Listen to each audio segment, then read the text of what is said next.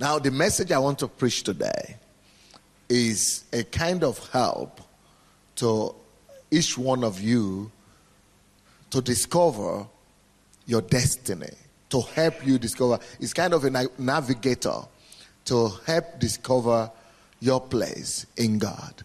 So this message is going to be in form of questions that I'm going to be asking you, and I would like you to write them down. Then I would like you to provide the answers to all these questions, maybe this week or in the years to come. Find time to pray over these questions I'm going to be asking you, and find time to give an adequate and thorough answers to each one of them, and to do it prayerfully. Because if you do, that might be a kind of push for you to get to the place where God is preparing for you in life. There was a time that I had to sit down and answer these questions. And the answers that I have to them, they actually provide for me, they provided for me what I was going to do in the next 20 years of my life. So these questions that I'm going to ask you, they will help you to be able to answer questions like, where and what will you be doing in the next 20, 50 years of your life? You could even be able to get an answer to whatever is going to be happening to you for the rest of your life, or where you will be and what you'll be doing. So, because this is important to know, because it is important for us to know who we are.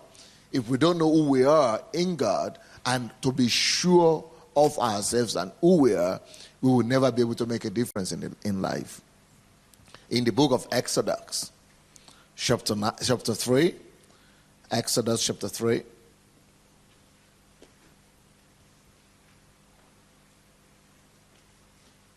we all know that story. From verses 9 to 11. Exodus chapter 3, from verses 9 to 11, it says, "Now therefore, behold, the cry of the children of Israel is come unto me, and I have also seen the oppression wherewith the Egyptians oppressed them. Come now therefore," God was talking to Moses now, "come now therefore, and I will send thee unto Pharaoh, that thou mayest bring forth my children, the children of Israel, out of Egypt." Then verse 11 says, "And Moses said unto God, Who am I, that I should go unto Pharaoh, and that I should bring forth the children of Israel out of Egypt?" God himself came to Moses, because God was sure that this is the man that will be able to accomplish the task of becoming a deliverer, to deliver a nation from bondage. This week, God has come to us. But there was an impediment on the way of Moses becoming who God wanted him to become. And the same impediment could be on our way today. That is, God himself. This is God showing up. But even after God had shown up, Moses still could not move forward. He was standing before God, and God was telling him, "You are going to be a deliverer. You are the one I'm going to use to deliver my people." And Moses was standing before God there and saying, "Me, no chance." And you know the reason why he couldn't believe even God, being in the presence of God himself? Very simple. The simple reason why Moses couldn't move forward and couldn't advance to fulfilling his destiny, and it's a huge destiny of being a deliverer, is first of all because the task seems too big for him. Secondly, he didn't know, and he was not sure of his personality. And that is what I want to stop on today. That was actually the main reason Oh, that Moses doubted his mission. In verse 11 he says, and Moses said unto God, who am I? Who am I that I should go unto Pharaoh? Who am I? Who am I? Could you say something here? Could you see that the problem and the fault he had was his own self-image? Low self-esteem. His own opinion of himself was not so high. It was too low. He had a low self-esteem. He didn't believe in himself. He was not sure he's capable of doing it. It's just like talking to you all today and saying, go take New Zealand back to God. You're thinking, I'm not even a member of the party. I'm not even a millionaire. I don't even have influence. Nobody even knows me. Look at Pastor, look at the guys. They are not even able to do it. Talking about me, I'm even far from them. Look at all these famous people. They are not even able to take New Zealand back. Talk like of me. You like it or not? Maybe you have thought about that, or maybe you have not even considered that yet. But still, every one of us has to face that kind of challenge. And that challenge is before you, even if you don't talk about it, even if you don't realize it yet. So we have spoken a lot this week about you going for it, becoming a king, but within you, somewhere, you could be thinking, well, I might be able to do some little insignificant things somewhere, but not to that level of taking a nation. I might be able to make a difference in my school or somewhere in my neighborhood, but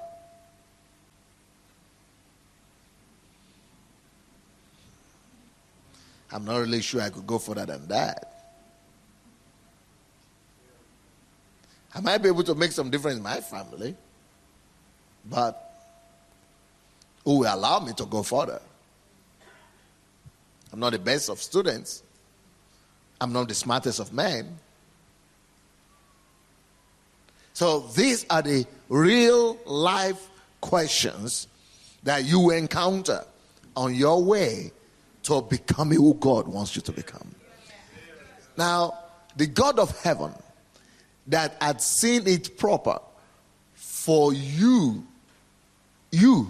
not people in Auckland, but you, to be counted worthy to receive this message, knows what he's doing.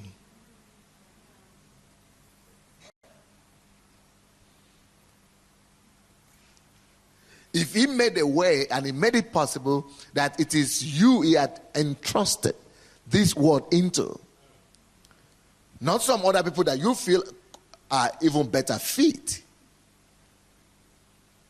or could do a better job or might be better than you, but it is you God has chosen. So just like with Moses, God knew that Moses could do the job. Even though God saw all his weaknesses. He couldn't talk. He was a stammerer.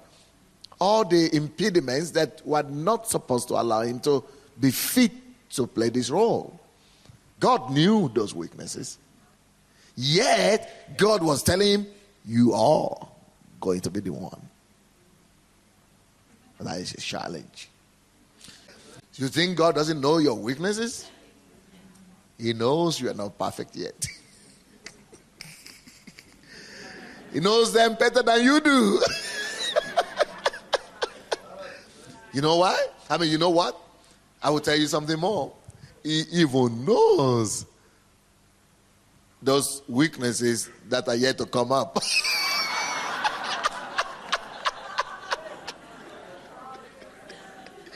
Yet, despite that, he's decided to entrust a calling into your hands.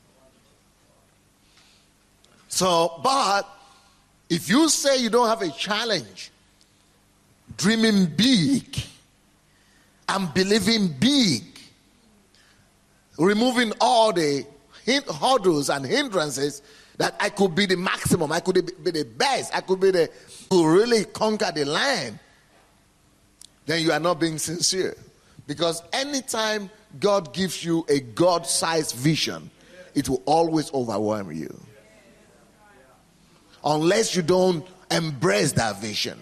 If you really embrace the vision, or that God, if you really embrace whatever God is telling you to do, you will always look and seem inadequate. The question Moses was asking was legitimate, humanly speaking.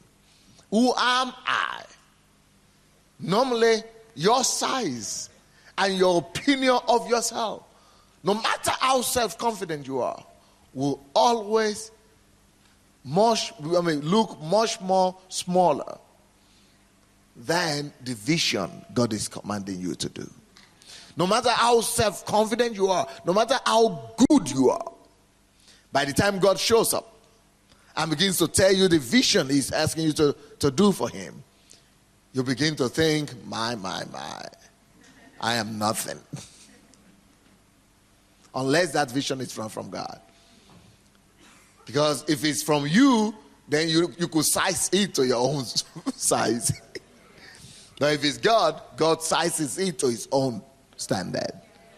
It becomes God's size vision, not your size vision.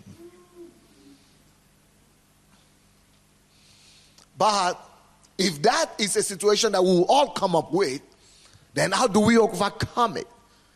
Is there a way of helping us navigate through all those doubts and questions and lack of self-confidence to actually embracing the vision and then coming to the place where we will know for sure, because of these signposts, that I will get to where I'm supposed to get to?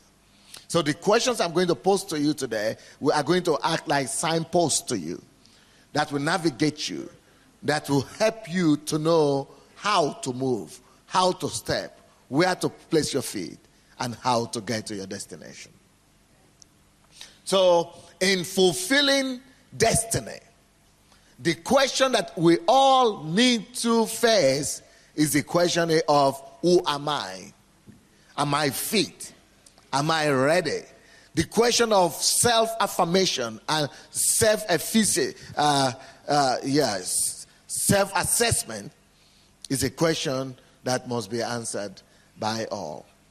Now, this question was not just a question that Moses needed to face and answer to him for himself. Even the Lord Jesus Christ got to a point that he needed to answer, and he needed his people, his team, to answer the question who he was. So in Matthew chapter 16, verse 13 to 18.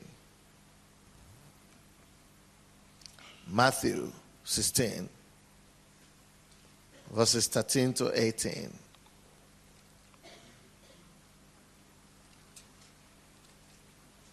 Matthew 16, verses 13 to 18. When Jesus came into the coast of Caesarea Philippi, he asked his disciples, saying, whom do men say that the Son of Man is? Or the Son of Man am? And they said, some say that thou art John the Baptist, some Elias, and others Jeremiah, and other, and one of the prophets. He said unto them, but whom say ye that I am? And Simon Peter answered and said, thou art the Christ, the Son of the living God. And Jesus answered and said unto him, blessed art thou, Simon Bar-Jonah, for flesh and blood hath not revealed it unto thee, but my Father who is in heaven. And I say unto thee that thou art Peter, and upon this rock I will build my church, and the gates of hell shall not prevail against it. So even Jesus, before he could leave the earth, and before he could count his mission successful, needed to be sure he's not just the only one who knows who he is. He needed to be sure those people he was going to leave the vision with to accomplish also must know who he was. So he needed for that question to be answered about his personality as well. So you don't have anywhere to run to. You've got to stand at a point and say, How do I assess myself? Who am I? How far can I go? How can I get there? Where am I going? So there are questions in life, about life, that even everybody is supposed to answer. And I tell you what, only the people who successfully answer these questions become somebody in life. Either you are a secular person, or you are a believer, or you are a non-believer. Either you are living in Japan, or you are living in America, or you are living in India, or you are living in Nigeria. Doesn't matter where you live.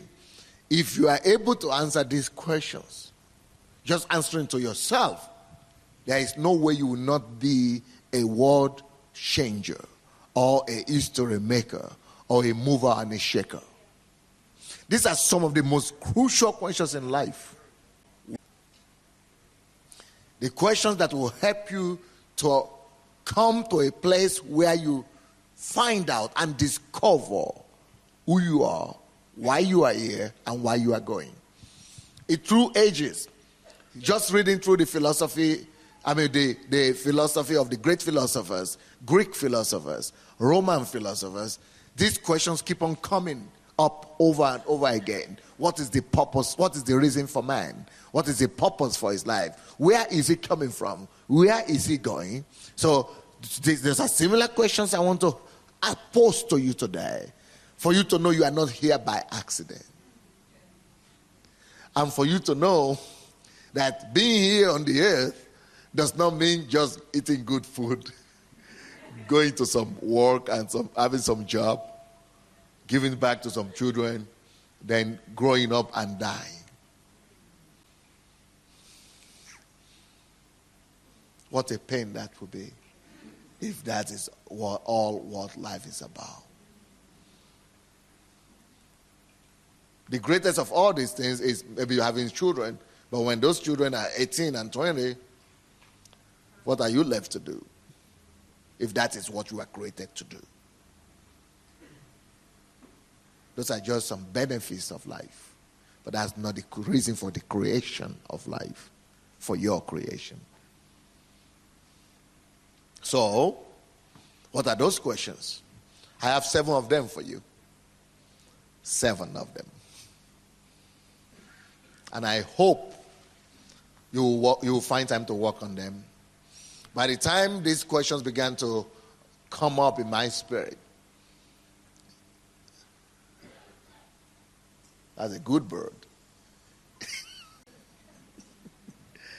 By the time these questions began to come up in my life,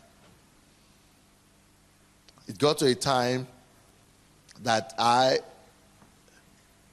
decided to lock myself up, to go out from everybody, from wife, from kids, from the church, just to go seek the face of God, so that I will not answer these questions from my own understanding.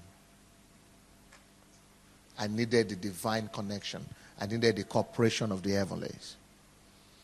I needed the whisper of eternity.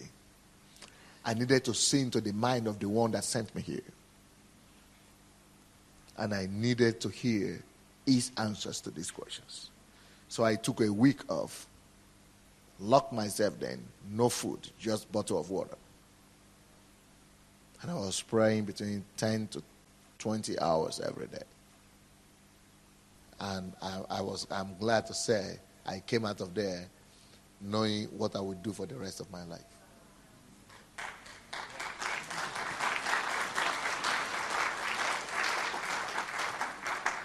Not just knowing that I'm going to be a preacher. I already was a preacher. But knowing exactly what follows what. Beautiful life. Lives become beautiful when the graphics of it are clear before you. Another person I would like to mention that knew who he was before he could accomplish what he accomplished was John the Baptist. He called himself a voice. In the book of Luke, chapter 3,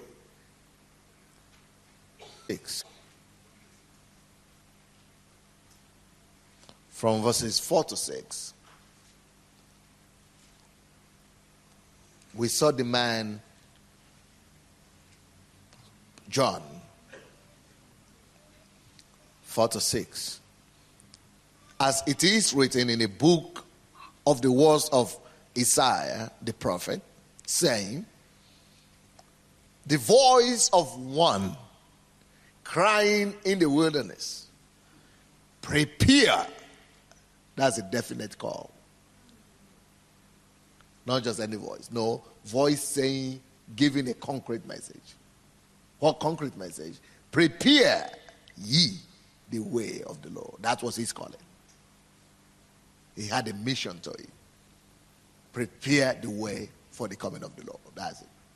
So everything he did was all in accordance with that mission. Make his paths straight. Then if you do that, he says, keep on prophesying the result of obedience. As you prepare the way of the Lord and cry in the wilderness, every valley will obey you, and those valleys shall be filled. Every mountain, even the hills, shall be brought low, just in obedience. You know, that's what will happen to every one of us as we obey the heavenly vision. Those mountains, those things that are challenging to you today, those things that look unsurmountable, the hills that makes you to think, who am I? Just like Moses had a mountain of doubt and saying challenges. I would never be able to do this. But when you obey the divine instructions of God before, and that's why I want to give you these questions. Those mountains become low. Those mountains become flat before you. You walk through them. And those things that look like a valley, how will I ever pass through? I will drown. You will not drown. If you are going to just follow the divine instruction. He says, even the valleys will be filled up so that you walk without any hindrance whatsoever. And the crooked ways, the things that are tough to understand, they will be made straight. The rough ways, don't worry about them. If you are obeying, following divine instructions, those rough ways, they'll be made smooth. Then there will be men that will stand to testify that yes, great things has the Lord done through this obedient man. That's what he says. And all flesh shall see. That is going to be your testimony in Jesus' name. All flesh shall see. When you obey, the result shall not be hidden. It shall be seen by all flesh that when a man obeys the leadings and instructions of heaven, results follow. Results follow. And John proved that. Jesus proved that. Moses proved that. So, what are these questions that I feel could help you to get there? Number one question that everybody that wants to be a history maker must answer. Want to be a man of significance, a mover and a shaker in your generation? Number one question. That is the same question that Moses asked. You need to ask it. And you must get the answer before you can move on and do something of meaning in life. That question is simple and it says, who am I? That's what Moses said. Who am I? Who am I to face this challenge? Who am I to resolve this situation? Who am I? My friend.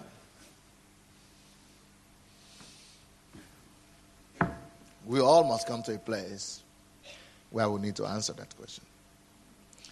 All of us ask that question to ourselves, but not all of us take the time to answer. If you just keep on asking that question and you never get the answer to it, you never get to act because it paralyzes you. But when Moses got the answer to the question, who am I? You know what he did? He stepped out. You know the reason why most of us are not stepping out yet? We didn't get the answer to that question yet.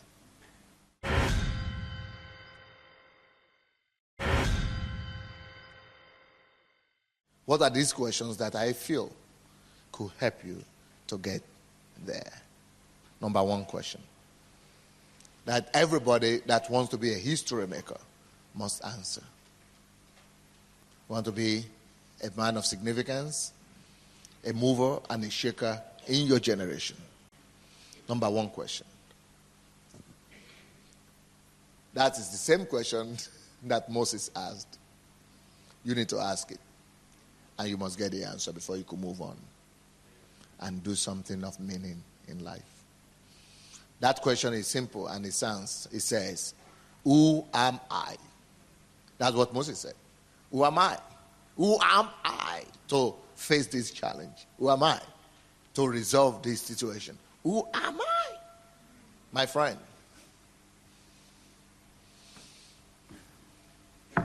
We all must come to a place where we need to answer that question. All of us ask that question to ourselves, but not all of us take the time to answer. If you just keep on asking that question and you never get the answer to it, you never get to act because it paralyzes you.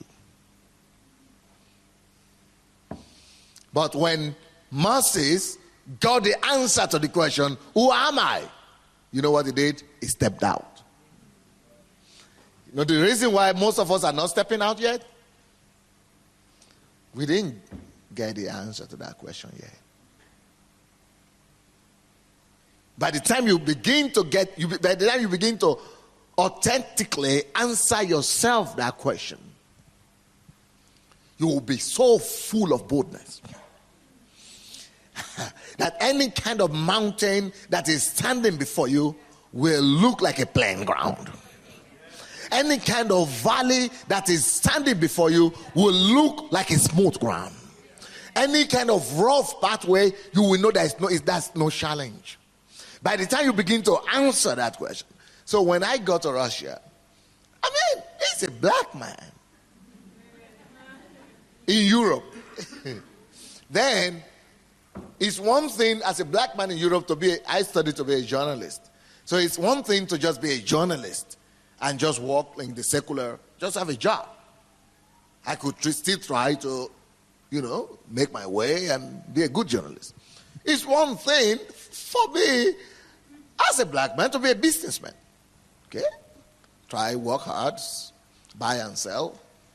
But then to try to build a church in a continent where people are so proud of their inheritance or they don't care for it.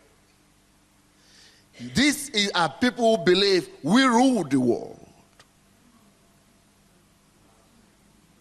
Nobody rules us. We rule the world. Then where are you coming from? From Africa. We just set you free 60 years ago from colonialism. What do you want to come and do? You don't want to come and work and do some menial jobs? You want to come and do what? Teach us how to live? No, wait a minute. It's easier for us to send you back to where you're coming from.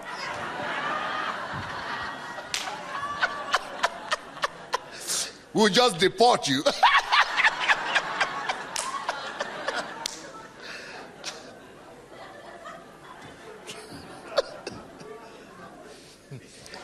I'm talking of societies. I'm talking of a society where kids were running up to me and saying, Mommy, why has uncle not taken his bath? Why is this so dirty?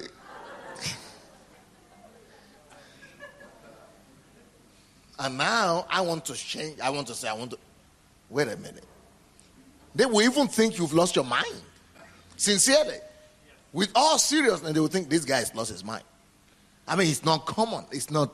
So I needed to answer that question. So I needed to push into God. Who am I? I'm a believer. Well, are there few believers in the land? None of them is saying, I'm going to change the country. Even though you are a believer, we have believers who are better looking than you.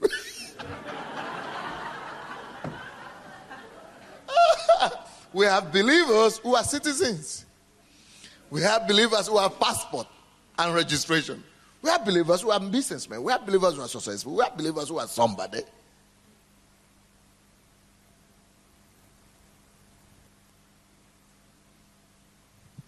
Those are challenges. You must get an answer to that question. Because it's in that answer you get your boldness. It is in that answer you get your energy to go all the way, to make all this necessary sacrifice, to risk, and to still believe you will come out successfully.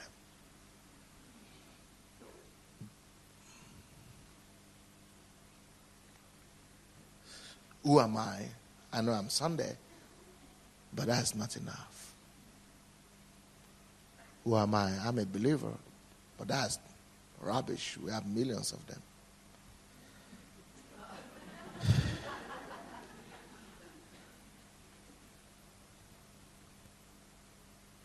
I'm a pastor. Are you the only one?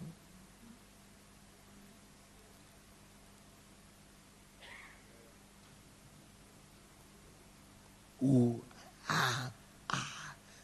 That's when you begin to think, oh, I might be bigger than just my name. Oh, there might be something in me bigger than just my profession. Oh, there might be something about me bigger than what I do. And what is that? Destiny. God's mandate. Oh, okay. What was it? Let's find that out. That's what I'm talking about.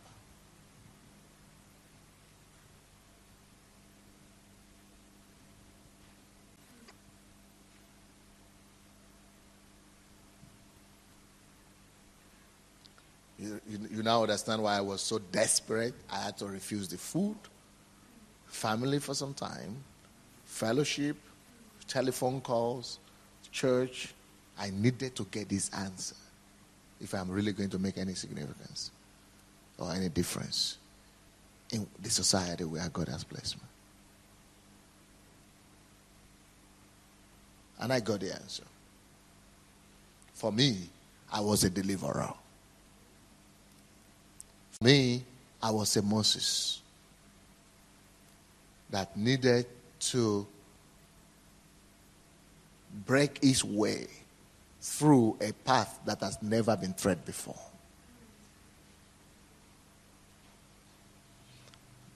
That should be ready to be hated by all.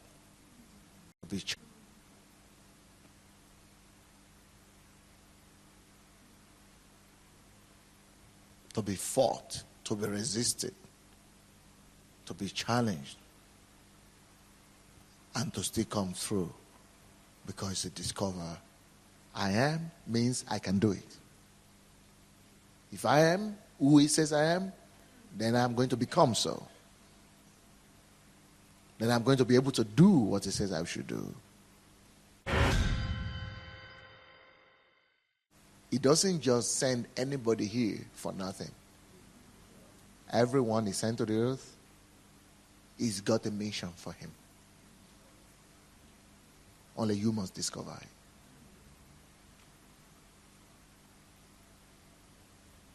Nothing like, maybe I didn't really have any assignment. Nothing like that. Maybe I just had no, I didn't have any vision by God. He never gave me any assignment or mission or purpose. I'm just the kind of guy that's supposed to be just here. And no. There is nothing God does without a mission. He doesn't begin to create anybody to come to the world without have already determined in his heart the mission and the purpose for why he needed to create that person. That's why he's the Alpha and Omega. It means beginning and the end. That means he knows the end before he begins to create. What's your name now? Will you come here tomorrow? Could you tell us how old you are? 19. Tamala, right? Taimania.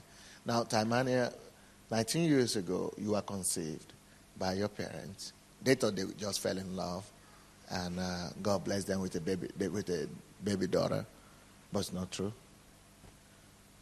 Before God made them to meet each other, He had an assignment and a job description, a mission, a work that's supposed to be completed and accomplished somewhere called New Zealand. He had seen the cry of my people before he went to find Moses. The assignment always preceded the deliverer.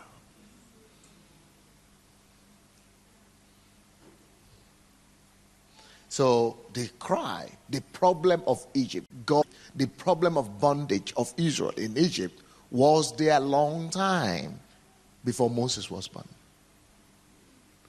It was for that problem God allowed him to be conceived. Following me? That's why when they were now killing all the boys, he couldn't get killed because he was conceived for an assignment.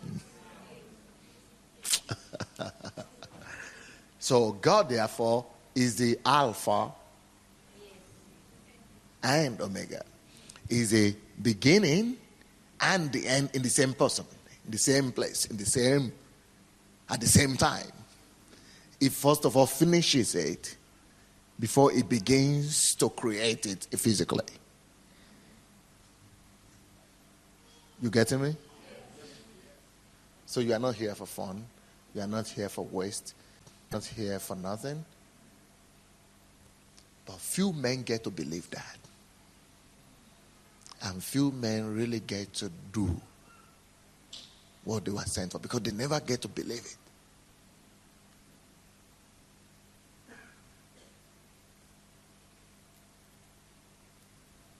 But because God needed that assignment, maybe you don't still know it yet, but there must be a time in your life when you begin to hear message like this. When God begins to trigger a search in you. When you begin to ask yourself some questions. But because there will be a lot of distractions as well. There is a time when you will be 22, maybe 23, maybe 25, and then you will see all your girlfriends getting married. Then you begin to think, maybe after all, I'm a woman, I'm just supposed to get married and get some children, that's all. And when you begin to do that, then you discover, oh, these kids take a lot of time. Well, maybe that's just a full-time assignment. So there are a lot of things to derail you. Such with men. Men begin to think, oh, guys are supposed to be tough. Maybe I'm supposed to just be a tough guy, a macho, having all lovers all around and just being tough and doing some radical things. Thereby losing or missing the eternal destiny for which heaven actually sent them here.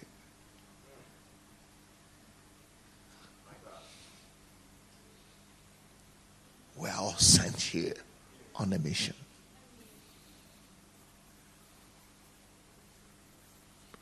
There will be a lot of distractions, like getting a good job. That could be a distraction. Because you're saying, I have a good job, get a good salary, I'm okay. But you still begin to find out, despite the fact that I'm a Christian, I have a good job, there's still some level of emptiness. I'm no more fulfilled. I'm not so happy. I'm doing well. I'm going good Christian, going to church, but no fulfillment. Because you must answer that question.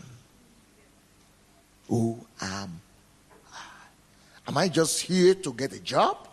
That would be a disgrace. That would be a laughter. Who am I? So, because God is Alpha and Omega, He had actually had the assignment you needed to do before you were actually conceived. That's why He spoke about Jeremiah. Before you were conceived in your mother's womb, that's before they met with the Father, I knew you.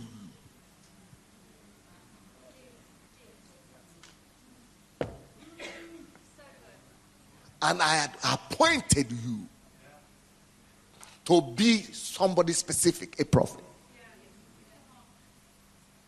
But he needed to get to that place. He needed to grow into it.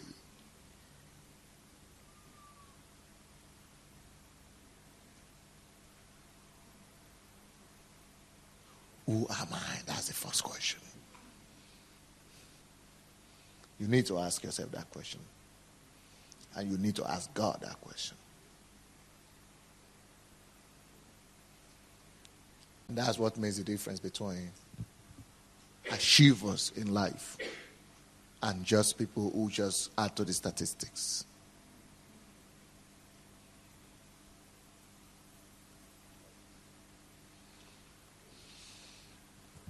Thank you.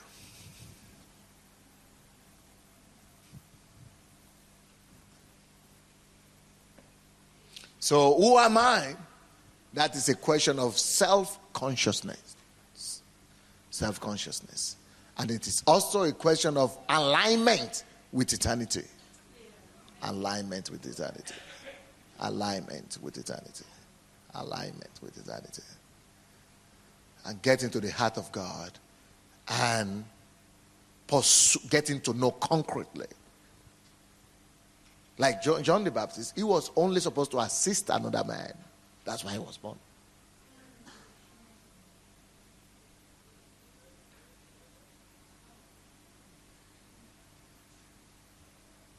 Prepare the way. And once that is done, he had to go back to heaven.